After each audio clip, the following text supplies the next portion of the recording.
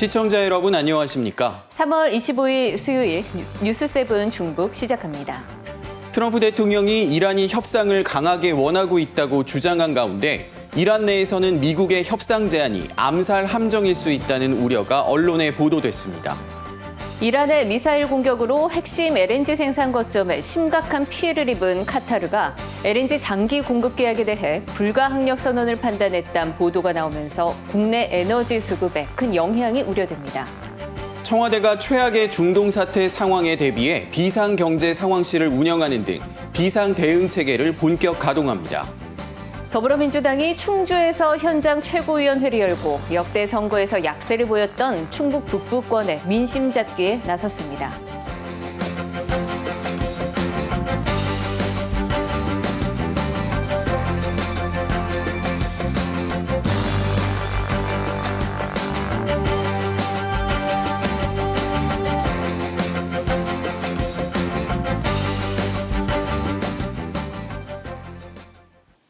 연일 이란과의 전쟁 발언을 쏟아내고 있는 트럼프 미국 대통령이 이번엔 이란과의 협상에서 석유와 관련한 큰 선물을 받았다고 주장했습니다.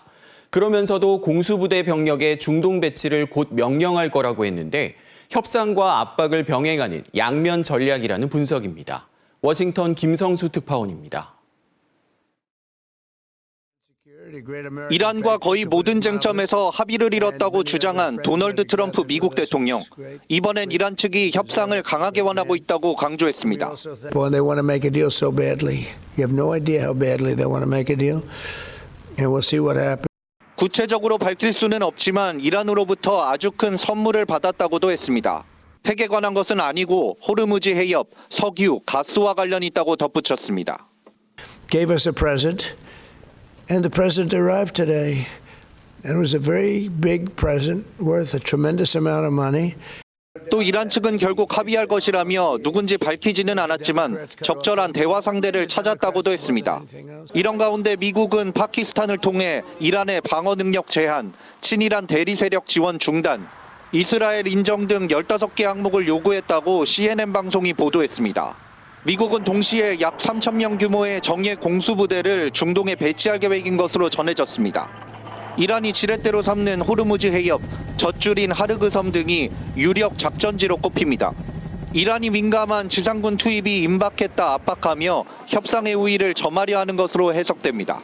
하지만 협상 과정에서 이란 측이 호르무즈 해협 통제권, 향후 미군의 군사행동 중단 등을 요구할 것이란 관측이 나옵니다. 이란전 영향으로 트럼프의 지지율이 재집권 이후 최저인 36%까지 떨어졌다는 보도까지 나온 상황. 양측 입장이 엇갈리는 가운데 트럼프 대통령이 물밑 협상 내용을 공개하며 주도권이 자신에게 있다고 강조하는 것으로 보입니다. 워싱턴에서 KBS 뉴스 김성수입니다.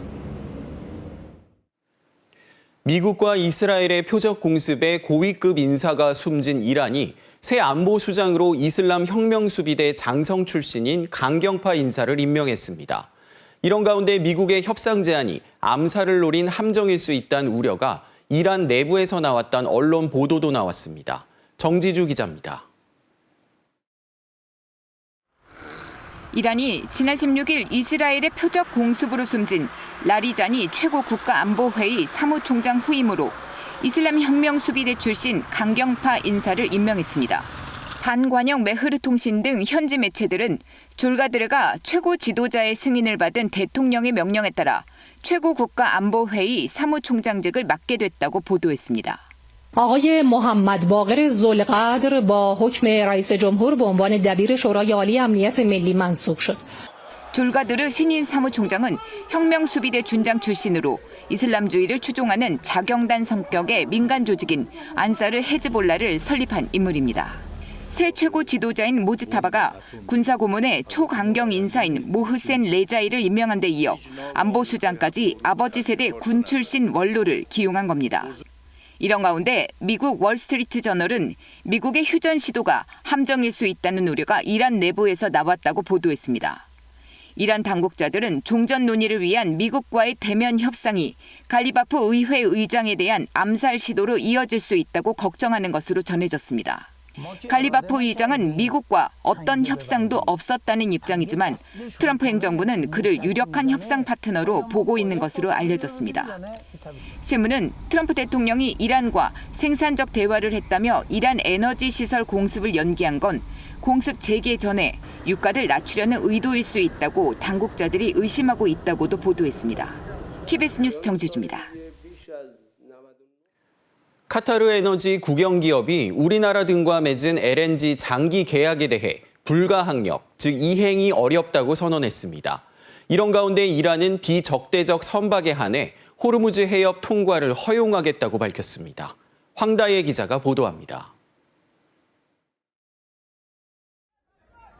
이란의 미사일 공격으로 핵심 LNG 생산 거점이 심각한 피해를 입은 카타르가 불가항력을 선언할 것으로 보입니다. للأسف هذا العمل التخريبي الذي يدل على شيء يدل على سياسة عدوانية ولا مسؤولية وتصعيد خطير من الجانب الإيراني رغم أن دولة قطر 로이터 통신은 국영 카타르 에너지 관계자가 LNG 장기 공급 계약에 대해 불가항력 선언을 판단했다고 보도했습니다. 불가항력이란 천재지변이나 이번과 같은 전쟁 등으로 계약 의무를 이행할 수 없을 경우 책임을 면제받는 법적 원칙입니다.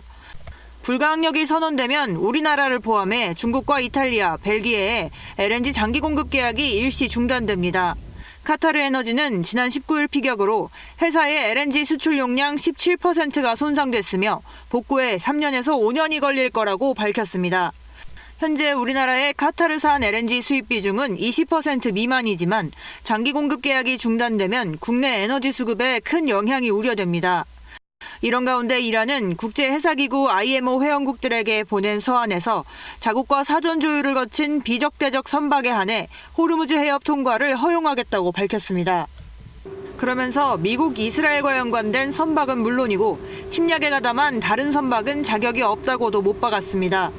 호르무즈 해협 봉쇄로 전 세계적인 에너지 대란을 일으켜 미국과 이스라엘의 전쟁 의지를 꺾겠다는 의도로 풀이됩니다. KBS 뉴스 황다혜입니다. 중동 전쟁 장기화에 대비해 이재명 대통령이 최악의 상황에 대비한 선제적 대응을 주문한 가운데 정부가 곧바로 비상대응체계 가동에 나섰습니다. 청와대에는 비상경제상황실이 꾸려지고 각 부처는 국무총리를 중심으로 대응반을 만들어 상황 관리에 나섭니다. 박찬 기자가 보도합니다.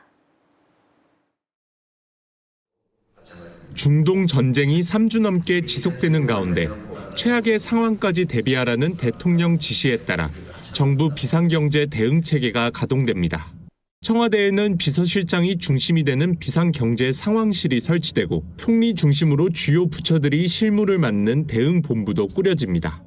범정부 비상경제본부와 호흡을 맞춰 중동 전쟁에 따른 국내외 상황을 보다 엄중히 관리해 나가겠습니다.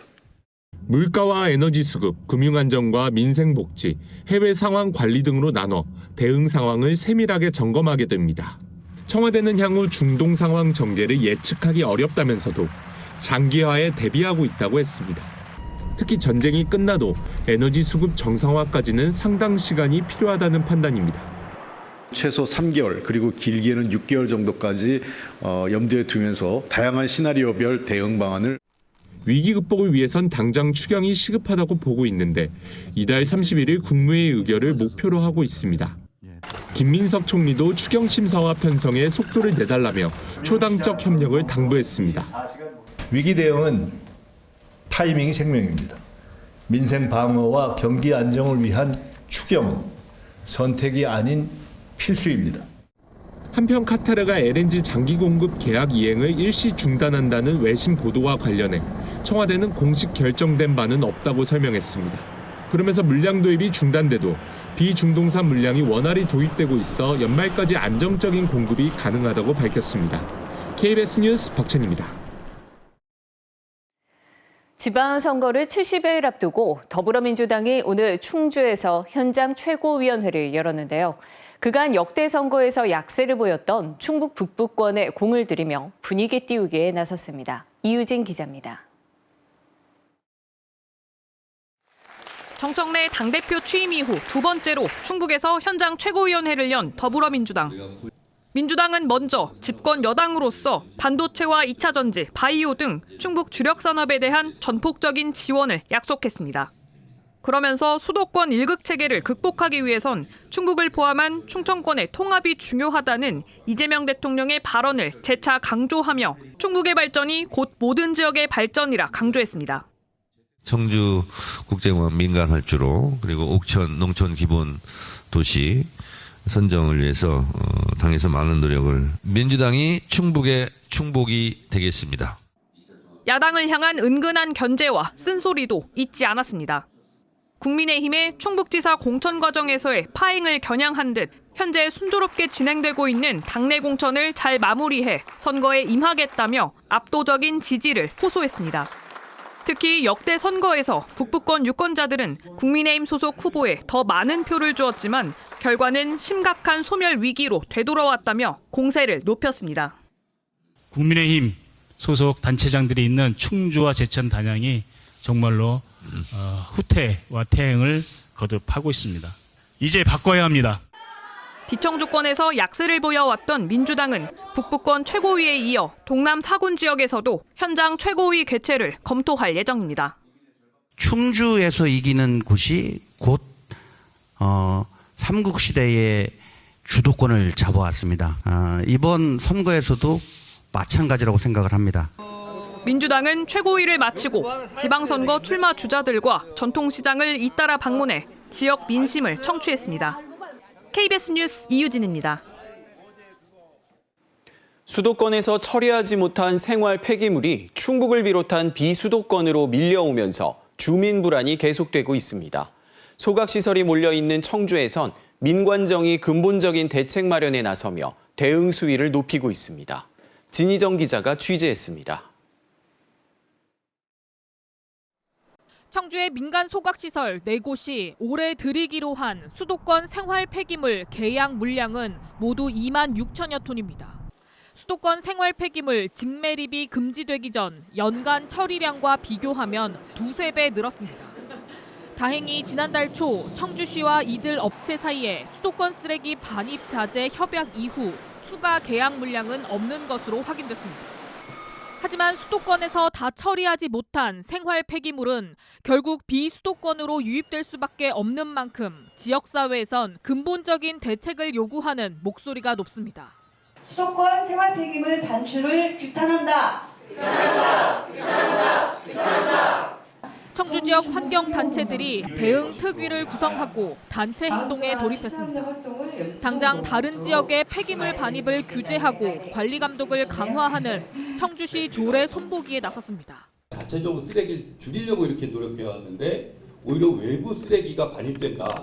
이제는 실천협력 활동해서 안 되겠다. 이런 정책 현안 문제가 있을 때 적극적으로 대응해서 정책도 바꿔내고 지역 정치권과 자치단체는 배출자 부담 원칙을 보다 명확히 하기 위한 제도적 절차 마련에 주력하고 있습니다. 반입 협력금을 강화하는 법안이 잇따라 발의된 데 이어 아예 소각시설을 지방세 과세 대상에 포함하는 법 개정까지 추진하고 있습니다. 광역자치단체 2곳 이상이 함께 운영하는 매립시설에만 오는 7월부터 부과되는 지역자원 시설세를 소각시설로도 확대하자는 겁니다. 주민의 건강권과 또 환경권을 지키기 위해서 막대한 또 재정 투입이 돼야 되는 상황인데 지방세법의 개정을 통해서 지방세에 폐기물 소각시설을 추가함으로써 안정적이고 독립적인 재원을 마련하고자. 사실상 선언 수준인 폐기물 발생지 처리 원칙이 실질적인 규제 규정으로 이어질지 또 폐기물 발생량 자체를 줄이는 근본적인 대책이 될지 주목됩니다. KBS 뉴스 진희정입니다. 윤석열 정부 검찰의 조작 기소 의혹을 밝히기 위한 국회의 국정조사 특위가 본격적인 활동에 들어갔습니다. 국민의힘은 이번 국정조사가 위법이라고 주장했고 민주당은 방해하지 말고 협조하라고 맞섰습니다. 여야는 증인 채택을 놓고도 충돌했습니다. 이지윤 기자가 보도합니다. 조작 기소 의혹 국정조사 계획서 채택 뒤 첫 국정조사 특위회의에서 여야는 시작부터 충돌했습니다. 국민의힘은 재판 중인 사건을 국정조사하는 건 관련 법 위반이라 주장했습니다. 또 애초에 이재명 대통령 사건 공소 취소가 목적인 국정조사 아니냐고 비판했습니다. 이 특위는 바로 해체되어야 합니다. 이름부터가 조작 기소라는 이미 답을 정해놓고 있습니다. 뭐라고 부르든 이 특위의 이름은 이재명 죄지우기 특위다. 민주당은 조작 기소 정황이 이미 드러나고 있다면서 지금이라도 바로잡자는 거라고 맞받았습니다. 국회가 독자적으로 진실을 규명하려는 거라면 재판 중인 사건도 국정조사를 할 수 있다고 위법 주장도 반박했습니다. 윤석열 정권이 정적을 제거하고자 그 수많은 검찰을 도구화해서 칼날을 들이댔던 거 아니겠습니까? 여야는 증인 신청을 놓고도 맞붙었습니다. 제가 김현지 부속실장 불러야 된다 그랬어요. 결국 정치 공세로 이 국정조사를 방해하려고 하는 거 아닙니까?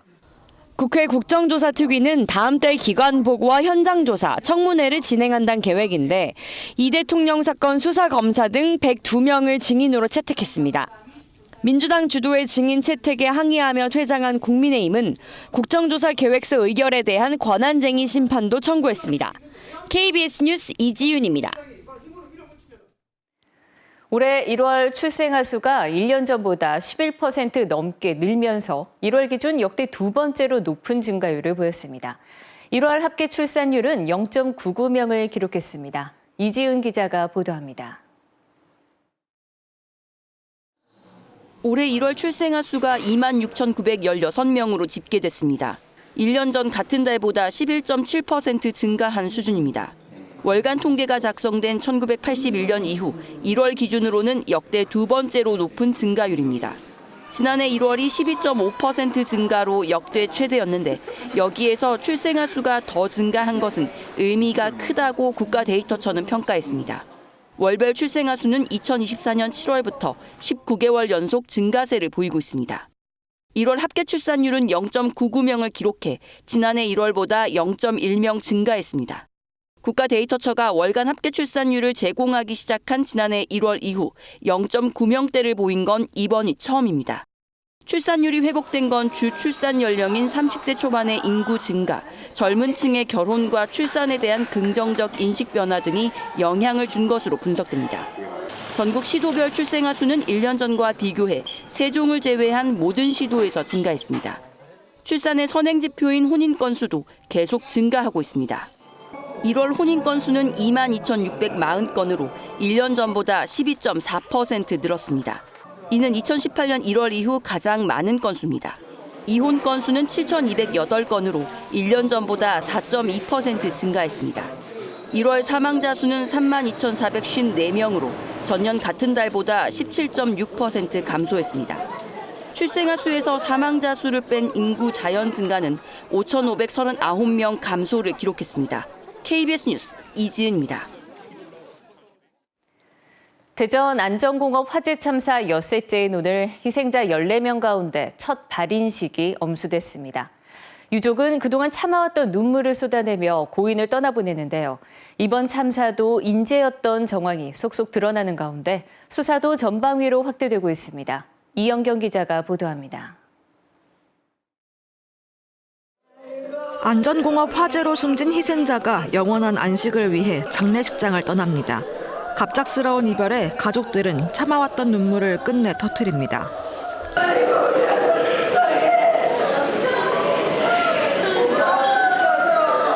희생자 14명 가운데 첫 발인인 만큼 많은 동료들이 모여 고인의 마지막 가는 길을 배웅했습니다.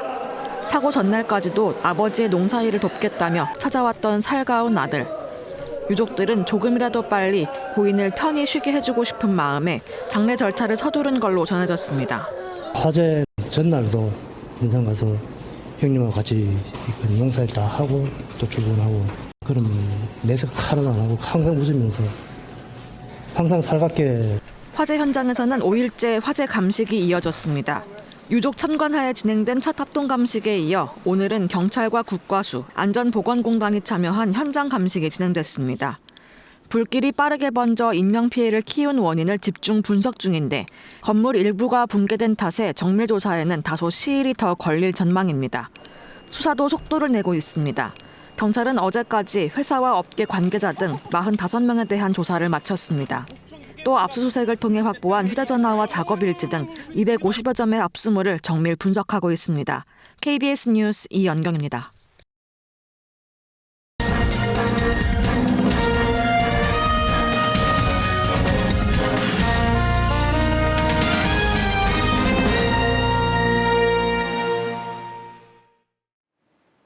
이번에는 KBS 충주 스튜디오 연결해 북부권 소식 살펴보겠습니다. 박은지 아나운서 전해주시죠. 네, 충주입니다. 제천의 한 아동복지시설 아동학대 피해자들이 10여 년 만에 또다시 진상규명을 요구하고 나섰습니다. 자신들을 학대해 유죄 판결을 받은 시설 원장이 다시 복귀해서인데요. 원장은 뒤늦게 사과했지만 이들은 강하게 반발하고 있습니다. 이규명 기자의 보도입니다. 제천의 한 아동복지시설입니다. 2013년 이곳의 아이들은 원장 등으로부터 학대와 감금을 당했다며 세상에 도움을 요청했습니다. 아동학대 논란 속에 당시 원장 A씨는 아동복지법 위반 혐의로 유죄를 받고 해임됐습니다. 세월이 흘러 성인이 된 피해자들, 다시 그곳에 섰습니다. 해임됐던 원장 A씨가 2023년 법인 이사장으로 취임한 후 다시 원장으로 복귀했기 때문입니다. 피해자 24명은 최근 관련 사안을 조사해달라며 진실, 화해를 위한 과거사 정리위원회에 진정을 제출했습니다. 보란듯이 다시 원장으로 복귀한다는 것을 알게 됐어요. 정신과역을 약 10년 넘게 복용을 했어요. 지금도 트라우마 치료를 받고 있는 상태예요.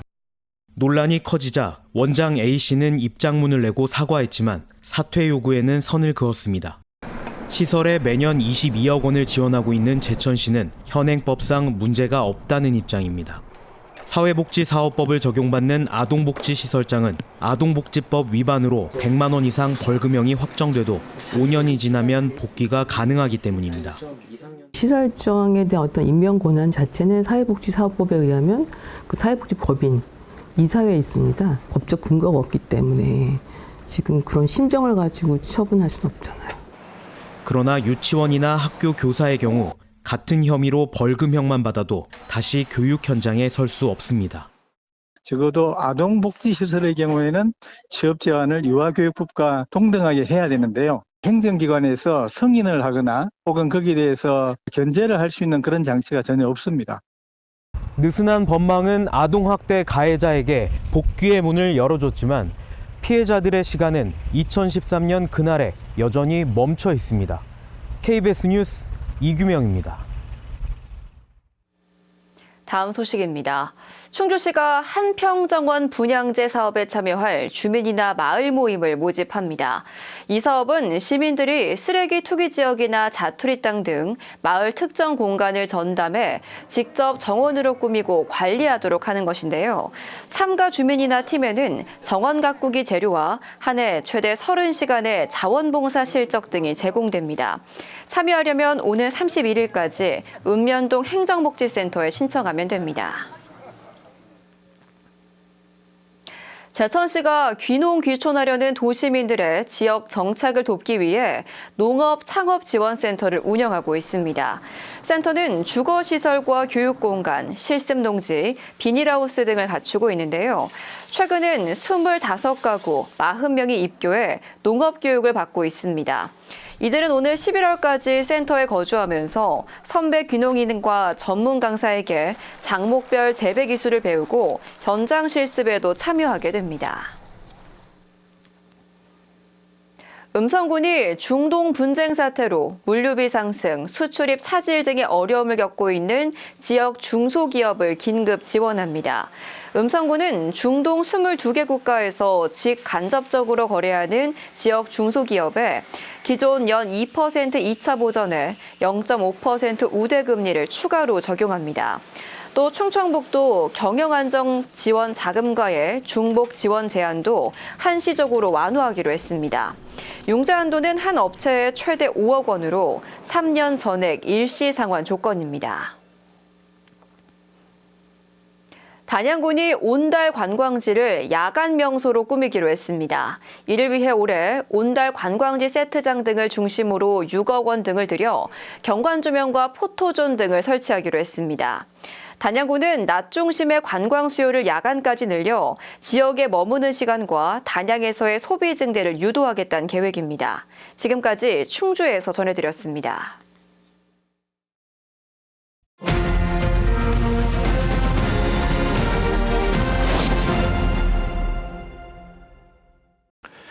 옛 대통령 별장인 청남대가 관광과 역사, 교육 기능을 함께 갖춘 복합 문화공간으로 변화하고 있습니다.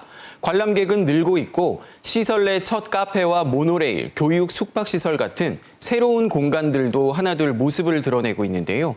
오늘 대담한 세븐에서는 청남대가 어디까지 달라졌고 또 어떤 과제를 안고 있는지 강혜경 청남대 관리사업소장님 모시고 이야기 나눠보겠습니다. 반갑습니다, 소장님. 네, 안녕하세요. 네, 첫 질문부터 드려보겠습니다. 네. 이 청남대 관람객이 매년 늘고 있는데요. 네. 지난해에는 77만 명이 방문한 걸로 알고 있습니다. 이렇게 청남대를 방문하는 방문객들이 늘고 있는 이유, 뭐라고 분석하고 계십니까? 예, 잘 아시다시피 청남대는 20년 동안 대통령 공식 별장이었습니다. 근데 2003년 국민에게 개방된 전국 유일의 대통령 테마 관광지입니다. 그래서 충북 레이크파크의 이제 상징적인 공간이기도 합니다. 그렇지만 최근 몇 년 사이 청남대를 찾는 관람객이 많이 늘고 있는데요. 가장 큰 이유는 청남대의 지속적인 변화에서 찾고 있습니다. 그동안 청남대는 각종 규제에 쌓여가지고 개방된 이후 커피 한 잔 마실 수 없는 그런 곳이었습니다. 하지만 충북도의 노력으로 규제가 완화되면서 청남대 처음으로 카페가 문을 열고 모노레일 설치도 가능해졌습니다. 또 교육시설이 준공되고 각종 공연과 야외 결혼식, 미술관 등 다양한 볼거리가 계속 제공되고 있습니다. 이처럼 자연 경관에 새로운 콘텐츠가 더해지고 편의시설이 확충되면서 청남대를 찾는 발길이 늘고 있다고 보고 있습니다. 네, 그렇군요. 이 앞서 소장님께서 말씀해 주신 것처럼 이 청남대 안에 첫 카페가 들어서게 됐는데요. 다만 이 커피나 차, 디저트와 같은 이 휴게 음식 중심의 음식점 한 곳으로는 다소 좀 아쉽다라는 반응도 좀 나오고 있어요. 이 청남대 관람 편의와 또 체류 시간 증가를 위해서 어떤 부분을 좀 노력하고 계십니까? 네, 규제 완화의 성과로 지난해 청남대 카페가 처음으로 문을 열었지만 한 해 7, 80만 명이 방문을 하고 그리고 축구장 한 250개 정도의 넓은 면적이라는 그런 점에서 지금의 편의시설로는 턱없이 부족한 실정입니다. 특히 청남대는 관람 동선이 길고 넓은 공간을 오래 걷다 보면은 간단한 편의용품이라든가 간식과 이렇게 상비약을 찾는 경우가 많습니다. 그럴 때 이용할 수 있는 매점과 같은 기본적인 편의시설이 필요하다는 관람객들의 요구가 꾸준히 제기되고 있습니다. 그래서 휴게 음식점 추가 설치하는 사항, 그리고 매점 설치가 가능하도록 상수원 관리 규칙 개정을 중앙부처에 지속적으로 건의하고 있습니다. 네, 이 편의시설을 확충할 수 있도록 중앙부처에 요구를 하고 계시단 말씀이시고요. 네. 그렇다면 소장님, 이 결국 중요한 거는 이 청남대가 한 번 왔다 가는 시설이 아니라 꾸준하게 찾고 또 머무르는 장소가 될 수 있는 게 중요할 텐데요. 앞으로 이런 측면에서 봤을 때 현재 청남대가 실제로 이 체류형 관광지로 변모하고 있다, 이렇게 보고 계십니까? 네, 저는 청남대가 단순 관람을 넘어 체류형 관광지로 확실히 변화하고 있다고 보고 있습니다. 과거에 청남대는 대통령 별장을 중심으로 한 그런 상징적 공간으로 한번 들렸다 가는 단순 관람 위주의 장소였습니다. 하지만 지금은 관람객들이 카페에 앉아서 여유롭게 커피를 즐기고 그리고 대통령 별장과 교육원에서 힐링 체험 그리고 문화 공연 등 각종 프로그램을 다양하게 경험할 수 있는 체류형 공간으로 이렇게 변하고 있습니다. 최근 몇 년 청남대는 천지개벽할 정도의 변화를 이루었습니다. 앞으로도 관람객들이 더 오래 머물고 다시 찾는 체류형 관광지로 이렇게 자리매김할 수 있도록 편의시설과 콘텐츠를 지속적으로 확충해 나가겠습니다. 네, 알겠습니다. 소장님, 2년 전 청남대에 이 나라사랑 교육문화원이 준공이 됐죠. 네. 이 교육을 받으면서 이 숙박까지 가능한 시설로 알고 있는데 우리 도민들 중에서는 이 시설이 어떤 곳이고 또 청남대에 어떤 변화를 가져왔는지 아직까지 잘 모르는 도민들도 많은 게 사실인 것 같습니다. 우리 시청자분들을 위해서 이 나라사랑 교육문화원이 어떤 공간인지 한번 설명을 부탁드리겠습니다. 네, 청남대 나라사랑 교육문화원은 정부와 지자체가 협력해서 청남대에 건립한 최초의 교육시설입니다. 총 사업비 198억을 들여가지고 지하 1층, 지상 3층 규모로 해서 24년 9월에 준공됐습니다. 세미나실과 강의실 그리고 식당 등의 교육시설을 갖추고 역사 보온 교육도 하고 힐링 체험 그리고 별빛 야행 등 수요자가 원하는 다양한 교육 프로그램을 운영하고 있습니다. 또한 70명 정도 분이 주무실 수 있는 객실도 있어서 1박 2일 체류형 교육도 가능합니다. 교육원이 이렇게 청남대에 들어섬에 따라 교육을 원하시는 누구나 청남대에 머물고 체류할 수 있는 공간으로 이렇게 확장되고 있습니다. 단순 관람뿐만 아니라 숙박까지 가능한 교육시설도 네. 들어섰다는 말씀이시고요. 네. 여기에 이제 오는 26일부터는 모노레일 운행도 예고가 돼 있던데요. 이 시청자들 입장에서는 이 모노레일 설치로 인해서 어떤 게 달라지는 건지 또 어떤 편의가 더 증진되는 건지 궁금할 것 같은데 어떻습니까? 저희 규제 개선의 또 다른 결실 중에 하나인 모노레일이 오는 26일 개통식을 갖고 운행 예정에 있습니다. 운행 노선은 이렇게 하부 승강장에서 제일 전망대까지 약 330m 구간입니다. 제일 전망대는 청남대와 대청호의 전경을 한눈에 조망할 수 있는 최고의 경관을 자랑하는 곳입니다. 그동안 전망대에 오르려면 645개의 계단을 오르거나 아니면 다소 가파른 등산로를 따라 올라갈 수 있어서 노약자, 장애인들이 접근하기에는 현실적으로 어려운 곳이었습니다. 하지만 이번 모노레일 개통으로 이분들도 편리하고 안전하게 전망대에 올라서 청남대의 아름다운 풍광을 감상하실 수 있게 되었습니다.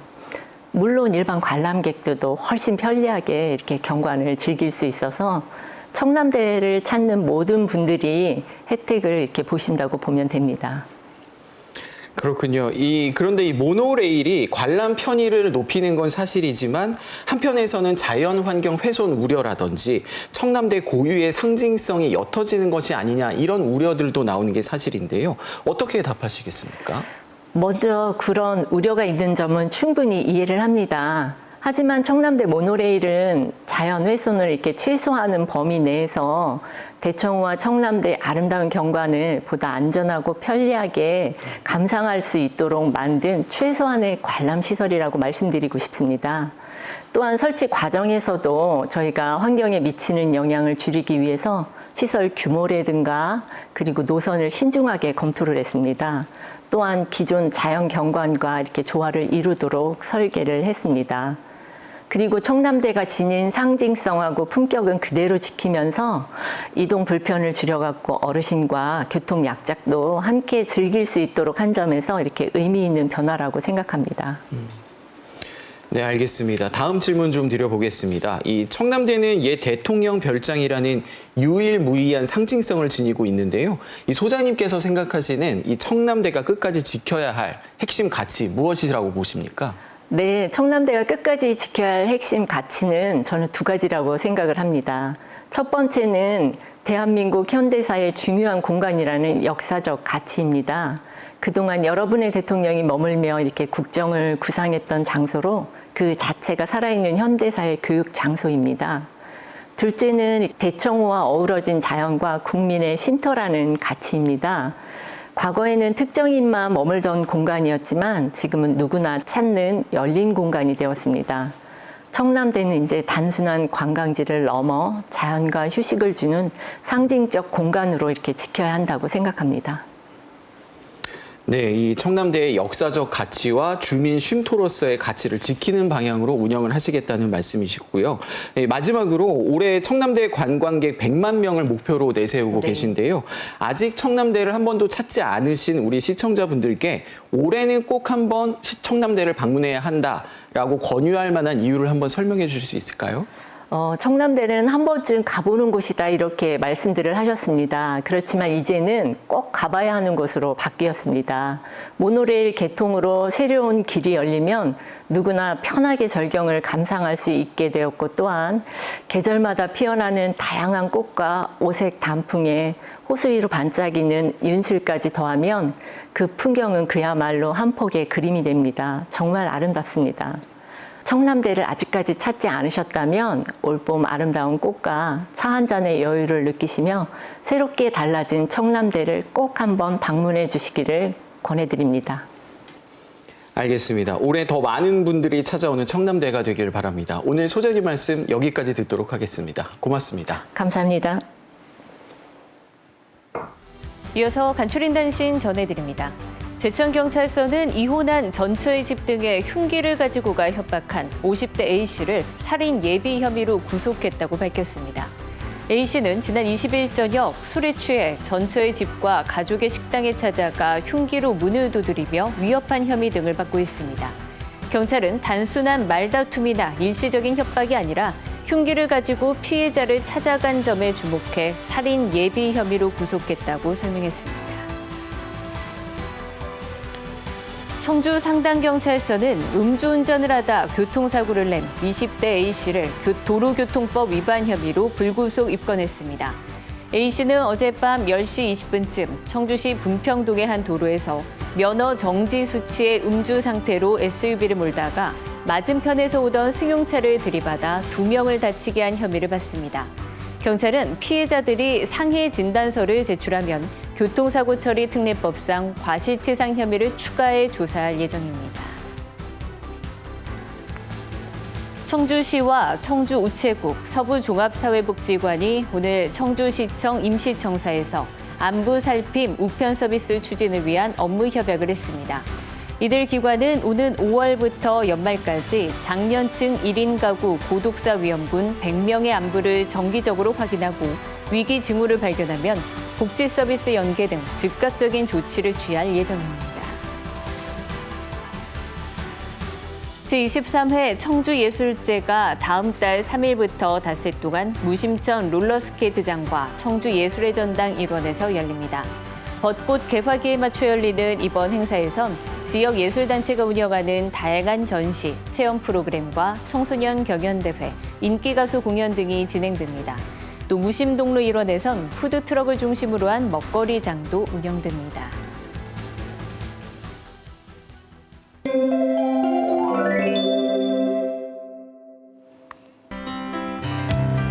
포근한 봄 날씨가 이어지고 있습니다. 거리 곳곳에서는 봄꽃들이 하나둘 꽃망울을 터뜨리고 있는데요.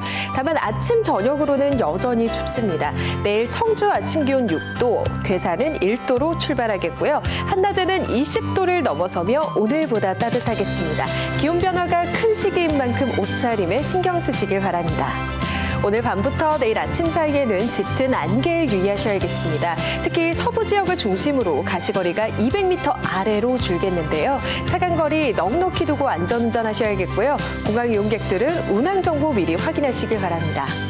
대기는 점점 메말라갑니다. 청주를 비롯한 충북 곳곳에 며칠째 건조주의보가 유지되고 있는데요. 불씨 관리 잘해주시길 바랍니다. 내일도 공기가 탁하겠는데요. 국외에서 미세먼지가 유입되면서 충북 미세먼지 농도 나쁨 수준을 보이겠습니다. 다음은 자세한 지역별 내일 날씨입니다. 내일 아침 기온 청주 6도, 충주와 진천 2도, 제천은 1도로 출발합니다. 한낮 기온은 청주와 증평 21도, 충주 20도, 제천은 19도로 오늘보다 높겠습니다. 당분간 맑은 날씨가 이어지겠고요. 다음 주 초반에는 비 소식이 들어 있습니다. 날씨였습니다. 뉴스7 충북 마칩니다. 시청해주신 여러분 고맙습니다.